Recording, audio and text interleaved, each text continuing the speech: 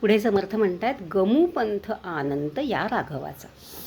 आपण गणेशाला वंदन केलं. गणेश म्हणजे संकल्पशक्ती किंवा बिईंगनेस आहे, कॉन्शियस माइंड आपलं, किंवा ते अस्तित्व जे आहे त्याची जाणीव जी आहे, त्या जाणीवेला आपण गणेश म्हटलं.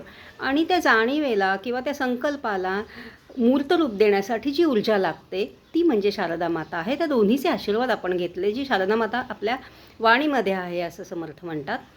आणि ते आपल्याला पुढं बोम म्हणतात की हा जो आपल्याला विश्व उत्पत्ती झाल्यानंतर असेल म्हणा, किंवा जे दिसते आजूबाजूला अनंत काळपर्यंत विश्व चालूच आहे, आणि हा मार्ग म्हणजेच राघव आहे. आता हे आपल्याला नाही समजत आहे.